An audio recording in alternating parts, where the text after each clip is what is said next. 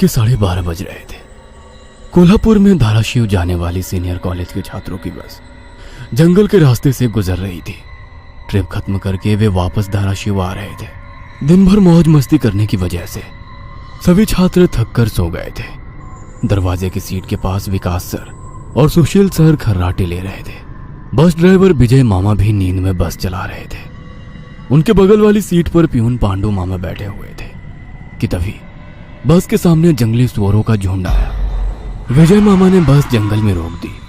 कुछ देर में जब रास्ता खाली हुआ तो बस फिर से चलने लगी। कुछ ही देर में विकास सर के पीछे ही दूसरी सीट पर बैठा श्याम नींद से जाग गया। श्याम की उम्र 21 साल थी। पढ़ाई में बहुत तेज था, लेकिन हमेशा अकेला रहने वाला। ना किसी से बनती थी, ना ही उसका कोई दोस्त था। वह दूसरी सीट पर अकेला बैठा हुआ था। सर, टॉयलेट जाना है। सर ने आधी आंखें खोलकर खिड़की से बाहर देखा। बस अभी भी जंगल में ही थी। थोड़ी देर बैठ जाओ, जब जंगल खत्म होगा तब मुझे उठा दो, मैं बस रोक दूंगा, वे बोले और फिर आंखें बंद कर सो गए। श्याम बस की खिड़की से बाहर देखने लगा और जंगल खत्म होने का इंतजार करने लगा। कुछ ही देर में जंगल खत्म हुआ और बस वीरान जगह पर आ गई। उसने विकास सर को जगा दिया और उन्होंने ड्राइवर से बस को रोकने के लिए कहा। जैसे ही बस रुकी, विकास सर बोले, किसी को टॉयलेट होना है तो अभी उतर जाओ, वरना बस सीधे धाराशिव जाकर ही रुकेगी। आवाज सुनकर पिछली सीट पर बैठा श्रीकांत नींद से जाग गया। विकास सर टॉर्च लेकर पहले बस से बाहर उतर गए। उनके पीछे पीछे श्याम और श्रीकांत भी उतरे और वो दोनों अलग अलग झाड़ी के पीछे टॉयलेट करने गए। श्याम टॉयलेट करके वापस आया, लेकिन श्रीकांत अभी भी नहीं आया था कि तभी श्रीकांत जोर से चिल्लाया। उसकी आवाज सुनकर विकास सर और श्याम उसकी ओर भागे, लेकिन तभी श्रीकांत झाड़ी से बाहर आया। क्या हुआ, क्यों चिल्लाए थे? कुछ नहीं सर, चप्पल से होकर कांटा पैर में चुभा। उसकी आवाज सुनकर ड्राइवर और प्यून भी नीचे उतरे थे। वह सब बस में वापस चढ़ने ही वाले थे कि तभी एक बाइक बस के सामने आकर रुक गई। अरे भाई साहब, यहाँ के नहीं हो क्या आप? क्या आपको पता नहीं कि इस रास्ते पर लोगों को हमेशा चकवा लगता है? बाइक चलाने वाला बोला। चकवा नाम सुनकर विकास सर बोले, हाँ पता है, हम बस निकल ही रहे हैं। और वो सब बस में बैठ गए। सर, वो आदमी किस चकवे के बारे में बात कर रहा था? प्यून ने अगली सीट से ही मुड़कर विकास सर से पूछा। हिंदी में चकवा मतलब छलावा, छलावा मतलब भूत। कहते हैं जो लोग रात में सफर करते हुए मरते हैं उनकी आत्मा छलावा बन जाती है। छलावा रात को सफर करते हुए यात्रियों को पकड़ लेता है और उन्हें अपने गंतव्य स्थल तक पहुंचने ही नहीं देता। वो बस उन्हें उसी जगह पर घुमाते रहता है। कितना भी भाग लो या फिर गाड़ी तेज भगाओ, आप उसी जगह पर आ पहुंच जाओगे जहां आपको छलावा ने पकड़ लिया था। या फिर वो लोग रास्ते से भटक जाएंगे और उस जगह पहुंच जाएंगे जहां पर छलावा उन्हें ले जाना चाहता है, विकास सर ने बताया।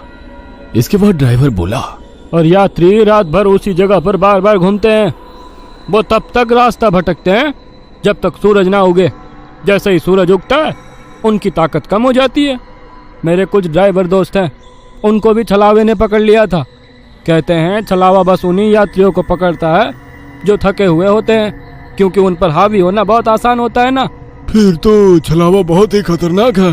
प्यून घबराते हुए बोला, अरे कुछ खतरनाक वतरनाक नहीं है, ये सब अंधविश्वास है।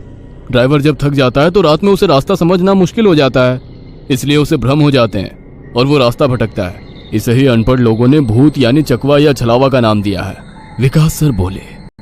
यह सभी बातें श्याम और श्रीकांत सुन रहे थे। नहीं सर, छलावे होते हैं और कुछ छलावे तो जानलेवा भी होते हैं। मेरे दादाजी को छलावे ने इतना परेशान किया था कि मरते मरते बचे थे।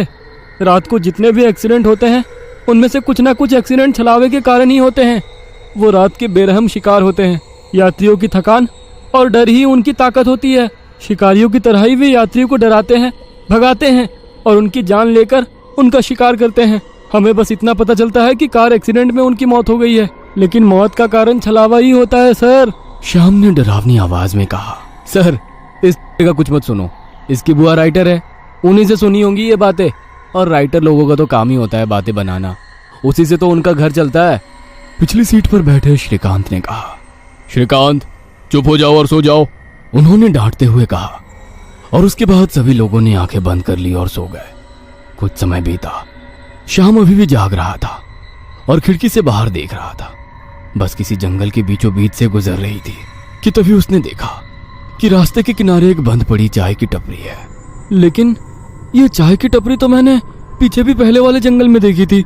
वह मन ही मन बोला और खिड़की के बाहर देखने लगा। तब उसे पता चला कि वो तो वही जंगल है जो वीरान जगह से पहले आया था।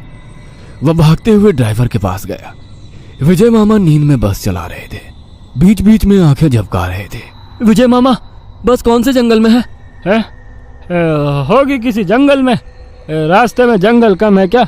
नहीं मामा, हम वापस उसी जंगल में पहुंच गए हैं जहां पर बस के सामने जंगली सुअर आ गए थे। नहीं बेटा, तुम्हें कुछ तो गलतफहमी हो रही है।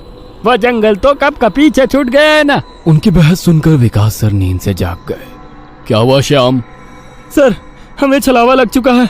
उसने हमें पकड़ लिया है क्योंकि बस वापस उसी जंगल में आई है जहां से पहले गुजरी थी।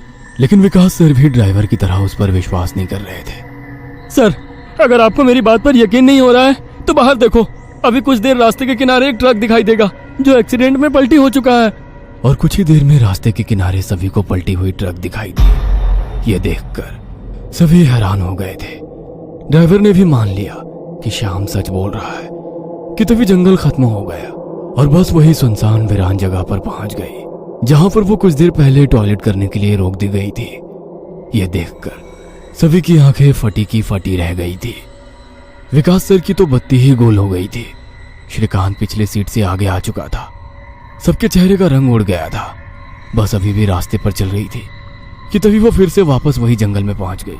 वह सभी जान गए कि उन्हें छलावा ने पकड़ लिया है।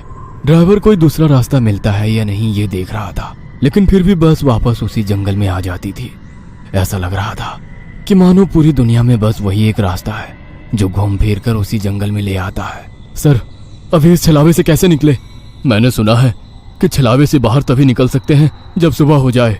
इसका मतलब हमें रात भर इसी सड़क से गुजरना होगा, जंगल से वीराने में और वीराने से जंगल में। क्यों ना हम सुबह होने का इंतजार करते हुए उसी वीरान जगह पर रुक जाए। ड्राइवर बस चलाते हुए बोला। लेकिन शायद मैंने सुना है कि छलावे में रुकना ठीक बात नहीं है। नहीं सर, मेरी बुआ ने बताया था कि अगर सेफ जगह मिल जाए तो रुकने में कोई परेशानी नहीं है। बस इतना ही पता है तुम्हें? और कोई तरीका नहीं है क्या? है, लेकिन वो अभी के लिए नहीं है। और वैसे भी अगर जिस छलावे ने हमें पकड़ा है, अगर वो कमजोर हुआ तो उसकी शक्तियाँ कुछ ही देर में कमजोर हो जाएंगी और हम छलावे से छूट जाएंगे। फिर वो छलावा हमें नहीं पकड़ सकता। इन सभी की बातें सुनकर सोए हुए सुशील सर जाग गए। अरे क्या हुआ? आ गया क्या मेरा बोरगांव? सुशील सर उबासी लेते हुए बोले।